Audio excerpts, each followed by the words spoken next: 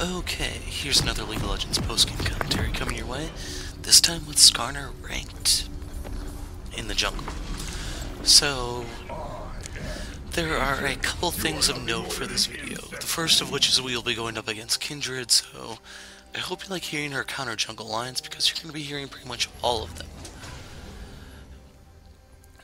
But I'll go into more detail momentarily. There's the matchups. We have Fiora top against Garen, Jinx partner with Tarek bot against Ashe and Amumu, Cho'Gath mid against Riven, and I'm Skarner in the jungle against Kindred. So next point of note is this is my first Skarner game since his last set of nerfs. Yes, I did wait until a ranked game to actually give him a shot, but I felt he was a much better pick here than Nocturne, simply due to the amount of control he brings. Namely, if you look at my team comp, if not for me, we'd be relying on Tarek, and that's not quite enough. To make things worse, you'll notice Tarek is coming back from a 5-month hiatus, so what he's doing is much worse than what I'm doing, I hope. Really, it's a matter of opinion, but hopefully my opinion weighs more than his. Anyway, as for how Skarner works, your passive is the crystal spires that are littered in 6 places throughout the map. You get attack speed, mobility, and mana regen while within the radius of those spires if you control them. The amount of attack speed scales with the, I think it's Skarner's level, but the mobility and mana regen are fixed. Q is your Crystal Slash, still overall worthless unless you go with the Warrior Enchantment, which is a waste on Skarner in my opinion. We'll be maxing that last, but taking it second. In case you're wondering, it's point blank AoE damage. I don't know if it's physical or magical. If it's not physical, then yeah, there's even less reason to get the Warrior. It has no base damage, it relies purely on its AD ratio, which is why I think it's not worth maxing first. Or second. The key thing about it though is that the ratio will go up as you level the move, so if you wanted to go in AD Skarner, you can definitely hurt a lot by maxing that first. Your W is Crystalline Exoskeleton, scales off AP and HP, I believe. It is a shield type move. It gives Skarner mobility, movement speed while using it. So right there was the first line. And we had our mid laner trade. The bot lane is a mess because Tarek is more interested in watching me than the matchup. To make things worse, Jinx is going to rage the entire match and I'm going to end up muting her, so just a heads up. Your E is Fracture? I don't remember what it's called, but it's a linear skill shot. This is the thing that was changed since I last played him. Basically, the slow is half of what it used to be or something like that. But the important thing is it will still slow the enemy, and if you can get up to hit them, then you will stun them. And when you proc the stun, I believe it lowers the cooldown of the move, so the more stuns you get off, the more you can actually cast the move. Finally, your ult is Impale. It's Skarner's signature kidnap move. It's a suppression type ult.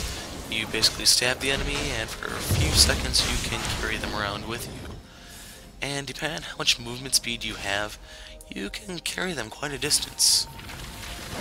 Probably a lot more than they expect, and if you're not familiar with Skarner, probably more than you'd expect. And that's pretty much due to his ult that I believe Skarner is worth using. My stinger is ready. Anyway, right here I'm trying to make a move on Riven.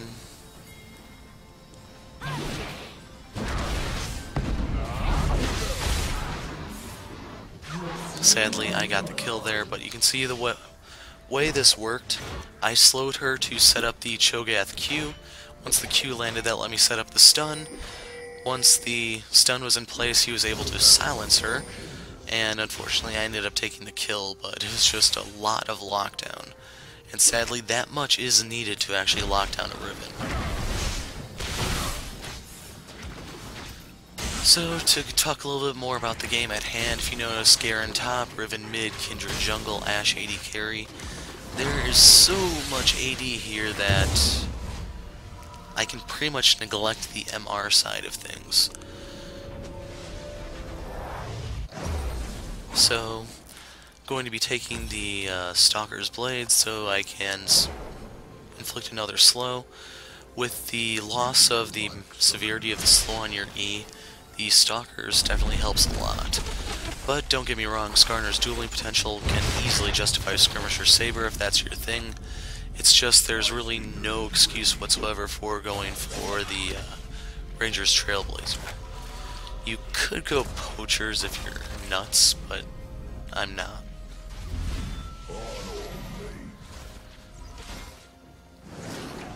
So right here, Kindred. And we pretty much ruined each other's ganks. Now Tarek here is going to commit suicide because I don't know what. And since he died, I figure I'm kind of committed, I gotta go kill Kindred. So I flash in front of her just so she has no way to escape. And I realize, hey, she's dead. Free Scuttle Crab. The amount of gold this gives is too much to be ignored. So I have no qualms with taking this, and I definitely prefer doing so. An ally has been slain. Steal from us. Plus, it was also her mark, so you got another line there. And you can see that I had no problem taking down a Moo Moo if not the whole Riven move thing. Since Riven came down, I was pretty much sandwiched without my flash. There was no way out for me. But I did manage to get enough gold there to get the Cinder, so I'm a little bit closer to the Cinder Hulk, and then I can go into my Trinity Force. An enemy has been slain. So it's not going to be a good game for Riven, as you may guess. But on the flip side, it's going to be a very good game for Garen. And he's going to be the one that we have problems with. We await our time.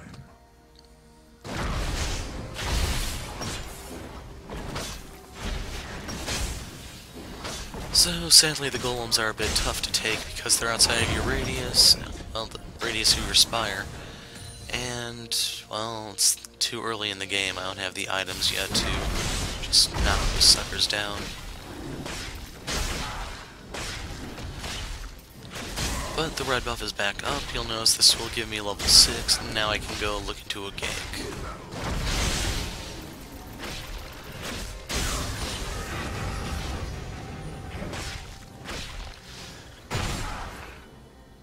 So, I don't know if it was the red buff or the machete there that killed that. The important thing is it's dead.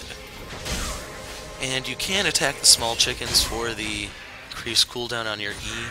It's just Skarner's AoE damage, especially with the Cinder, is just way too much to even bother. So we know someone's in the jungle because of the Spire getting taken. The question is just where. Plus, we're not entirely sure who yet either. But there's Riven. And Kindred.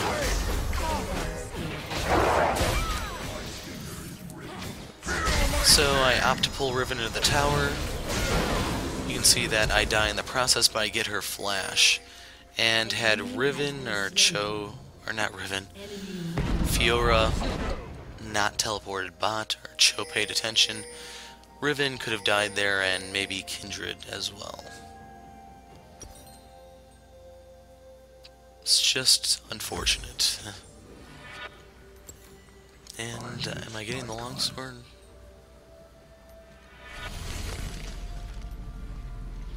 Yeah. So the longsword is going to help with your auto attack damage as well as the Q. It's going to be ever so slight on the Q. I'm trying to think what the ratio is exactly, but it's going to be something like 3 additional damage per Q or something like that. Right there you can see I lost my patience, went ahead and muted the Jinx and Tarek. Eventually Cho'Gath is going to follow suit, and it's just ridiculous because it's not the end of the world. They're not doing that badly. And especially once I get down there and start making Ashe miserable, there's just no excuse for how she's behaving.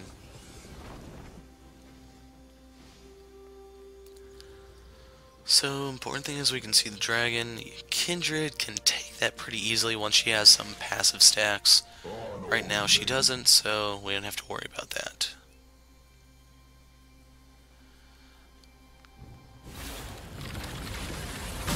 And the reason why I took the Spire is because I wanted to come down here. If you look, Kindred's here. I was wondering if we might be able to get something, but I don't really trust the two clowns. The battle. So while the chickens are stronger from being from respawning, I have the Cinder Hulk at my disposal to increase my damage, as well as the longsword. And due to the buff I got from the chickens, I can go ahead and clear this ward. And I'm not too eager to go in because we know Kindred's there, it's just they don't know we know. But they know that I'm here, so go figure.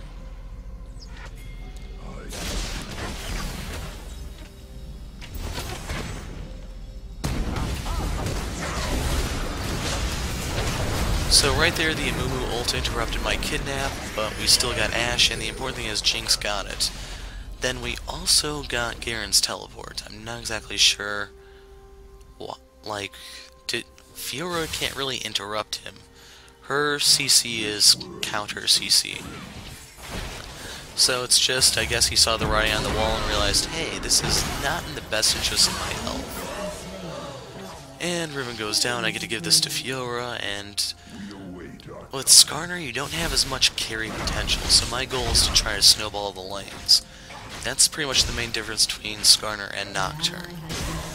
And the advantage of picking Skarner, of course, is just that he's a pretty bulky arachnid. An emboldened thief. I will eat it. So by picking him, I managed to get a tank for the team, and basically I'm just hoping I can endure more than Garen can dish out. As for right here, Fiora should just farm up. She can offer more than Garen if she plays things correctly. Regrettably, she doesn't, but she tries, she tries.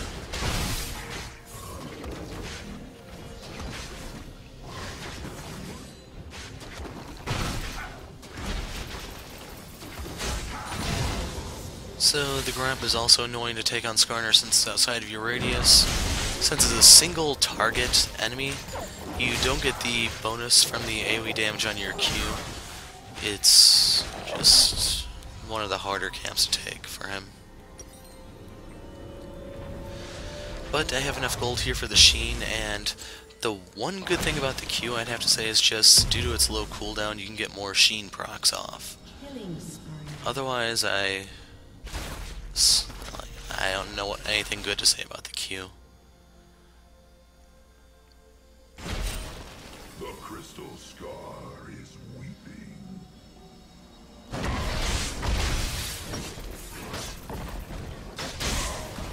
Anyway, I can use the Spellblade procs to take this more quickly. I get a little bit of help from Jinx. What folly it is to snatch our marks.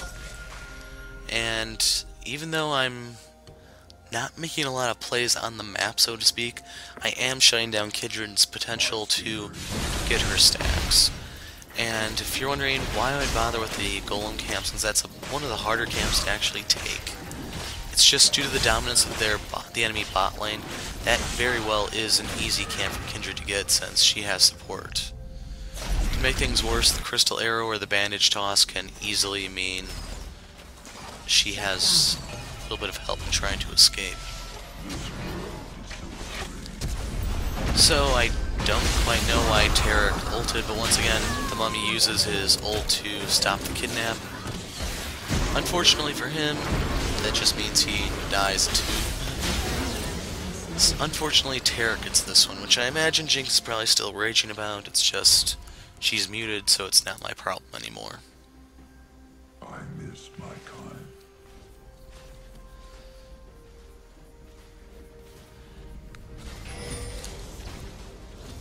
So even though the two of them are full health, we're still in good enough shape to take them down, as you'll see right here. So Kindred dies to Jinx.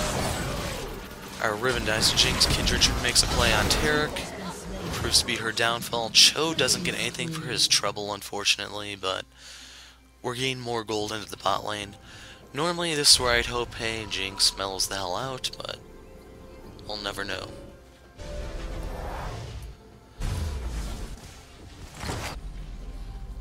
So right there I'm looking at her items. She has a Vamp Scepter, BF Sword. Not too bad, all things considered. And the thing that I'm waiting for, of course, is my Phage. This will give me more health, more AD, and more importantly, more movement speed, so I can perform better kidnaps.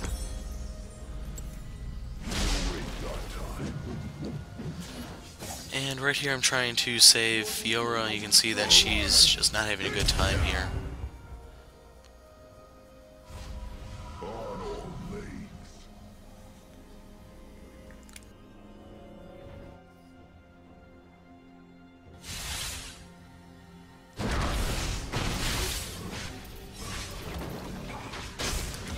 In case you're wondering, the ground will get easier once I have the Trinity, because then I'll also have a little bit of attack speed and crit. But the important thing is, We shall remember this theft. denying Kindred more stacks. And fortunately with the top tower completely down, if I did not take that, that's another easy one to take. In fact, all things considered, that one should be easier than the Golem.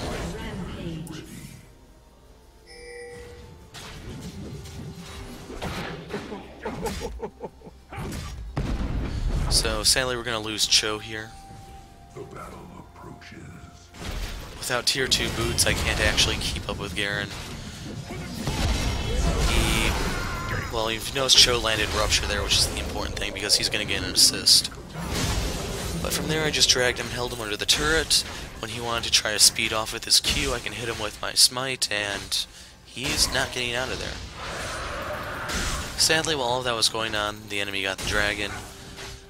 But for the free farm Fiora is getting top, I wouldn't say that's exactly a bad trade.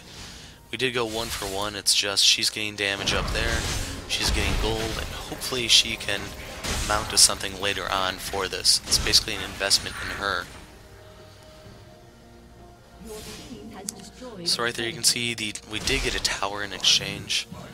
And the other thing is, early on, I wouldn't say Skarner is good at soloing Dragon, but once you get higher level to get more attack speed from your... Snatch our marks. Didn't mean to talk over her quote, but you can see that we're going to pretty much get all of them that are in the game. So Trinity and Trinket, you're in much better position than we were a moment ago. And as I was saying, Skarner doesn't start out as someone good to solo Dragon, but as you get a little bit further into the game, he actually becomes quite decent at it to somewhat fairly good. Reason for that is the Spire gives you attack speed, the attack speed in turn gives more Qs means more Spellblade procs, and if all this plays out correctly... Yep, Ashe lives. So, I have to take out my frustration on the mummy.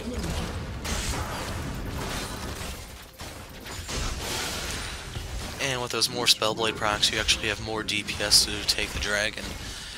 Now, the bad news is the dragon's breath works off a % HP system, and Skarner, as a tanky bruiser juggernaut type character, he can take quite a bit of damage until you have some MR, and unfortunately in this case, I don't have much incentive to build any MR.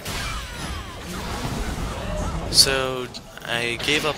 Since Jinx was raging, I honestly didn't care to save her. I perceived Cho and Fiora as my carries. So we managed to kill Riven.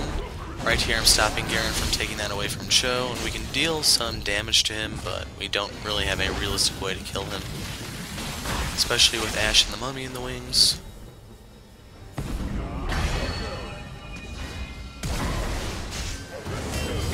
kind of sucks that he flashed my E. But the important thing is, Cho gets to safety. If Garen went any further, I would be able to do a lot more damage to him. He was smart enough to pull off, especially considering how low his health was getting.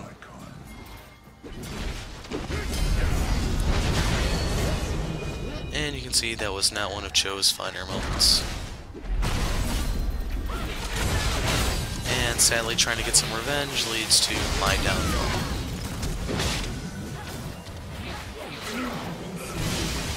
The important thing is Riven got that, so she's worth some gold again. She's not going to have a very good time in this game.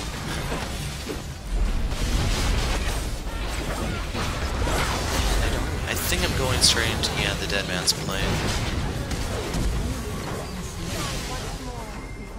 So I honestly don't know what Tarek was thinking, but he just suicides there. Not entirely sure what Riven was thinking. But you can see Kindred does take down Jinx. Your turret has been destroyed. So we're approaching the end of the game. I'm not going to spoil it, but the ending is a tad awkward and anticlimactic. It's just, I imagine they might have been having problems on their side like we were, and well, as long as Jinx and Tarek aren't talking in all chat, the enemy might not know about our communication breakdown.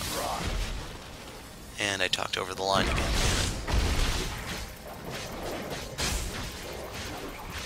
So just due to how well Skarner does at farming, it's pretty easy to deny Kindred. You can take any camp at this point pretty easily, pretty quickly at that. And you can see my health isn't really going down. And as I get more and more health, that gives me a bigger and bigger shield, and oh, it just gradually sucks more and more to be the enemy.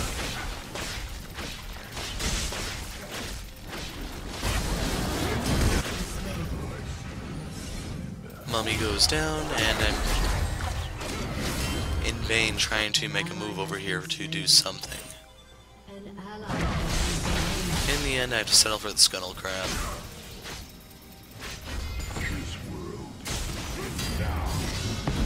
In case you're wondering, Garen has a black cleaver, if you didn't notice the sound effect or the graphic. That's why he can do so much damage even through my exoskeleton. I have to get more armor in order to deal with him. Basically, a dead man's played into a thorn mail. There's just no way around it. The other advantage to the thorn mail, of course, is with the Kindred and Ashe, that's going to make it so that they can't really hurt me without pretty much killing themselves. Especially since I can stack armor to my heart's content. To make things worse, that means I'll be extremely good at tower diving had this game gone late. And with the exoskeleton, all of that armor goes even further. So right here I was kind of hoping to be able to catch Ashe. Unfortunately, Garen is kind of plain blocker. And as a result, there's nothing I can do. There. Dragon, on the other hand, is totally free. And here you'll be able to see some of... well,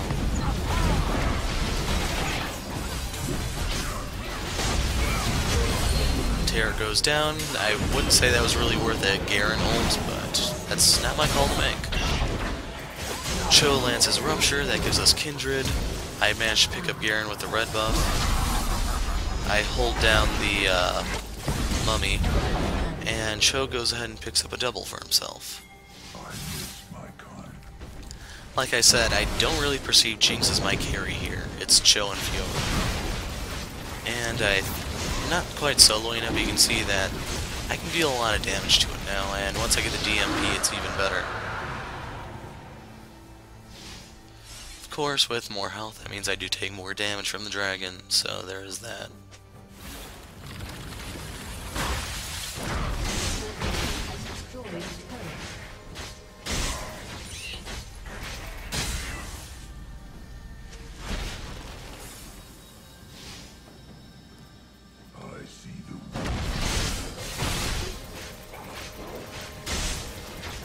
So we're definitely getting closer to the end.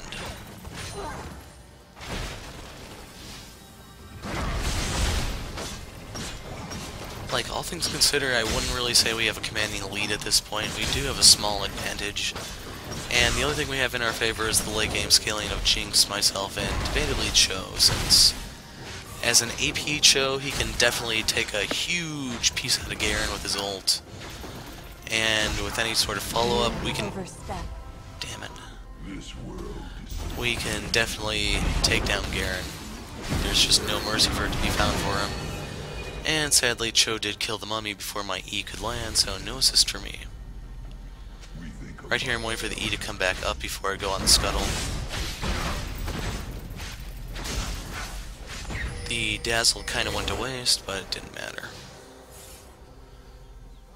And we totally could do Baron if we had the reinforcements, just we don't. An enemy has been slain. That's how far behind Riven is. Can't even outduel Jinx. But on the flip side, Kindred and Ashe can go ahead and finish the job Riven started. So right here, Garen succeeds at pulling Fiora away. I was kind of hoping we might have been able to put up some sort of siege on the inhibitor tower, but the team wasn't in position, so it's just hopefully denying some minions. That's the best we can hope for.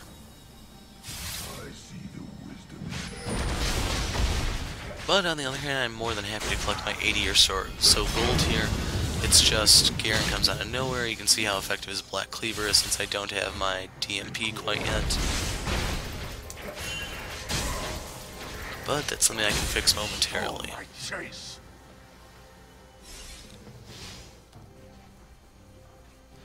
And remember, as long as Kindred is still marking camps, that means she has less than 6 passive stacks. We're gonna die here.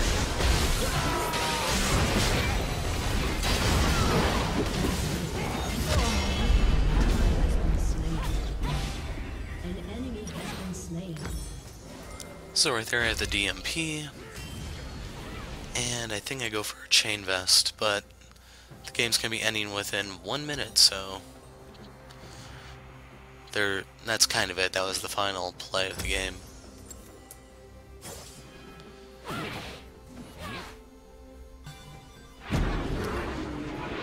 And the exhaust goes to waste. Fiora lives.